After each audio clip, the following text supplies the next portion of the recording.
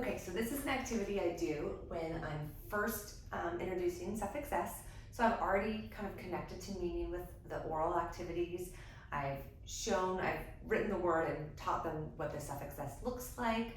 And now I'm going to do this activity just to reinforce, because remember, the goal is for students to consciously be aware of base word and suffix. So let's start with, I'm going to hold up this card and I'm going to say, what do you see here? Fan. Now, when it comes to reading and decoding, we don't want to use picture clues, but this is for concept development. This isn't for decoding. So that's why there's a picture there, because I'm trying to teach the concept.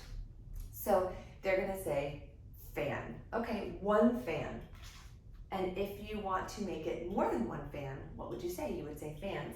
So then I'm going to show, okay, this is our base word, and I'm going to add the suffix s, and then it becomes the word fans, and this is what it looks like. So there's pictures of more than one fan.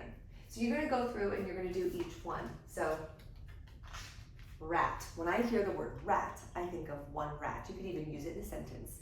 And then if there's more than one rat, I need to add the suffix s onto that word. So we still have our base. There's our base. This are the same thing, base. And then I have my suffix s that I'm adding to the end of the word to show my reader, if it's in print, I'm showing my reader that it's more than one. If I'm telling somebody orally that I'm using the sounds that they hear at the end, that's how they know. They hear s at the end of rats to know that it's more than one. But in print, that suffix s added to the end of the base. So part of the reason why I do this, it seems really obvious and kind of tedious, but I'm really wanting to show, look, here's my base word. In these words, it's not changing. The spelling stays the same, even though when I say rats, it's hard for me to hear that t sound. My base word's intact. So rat, rats. And so then you could go through and bed, beds. And if you wanted to make this a decoding activity, there's some cards also that don't have the picture, so you can make it a decoding activity by, okay, so pretend this is one that doesn't have the picture. I would show the word to the group and we would decode the word fan. What do you, I made that really nasally, sorry.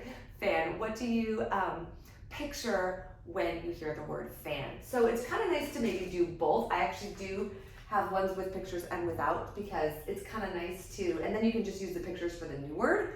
It is kind of nice sometimes to add that decoding in it. So because when I'm teaching suffix s with print, I am teaching it after my students have pretty much mastered reading CVC words, or at least they're proficient at reading CVC words. So if you make it a decoding activity, again, you would just sound out the word pot. You would connect to meaning by, instead of having the picture available for them, you would then say, what do you picture when you hear the word pot? Well, maybe you picture a pot on a stove. Maybe you picture a potted plant.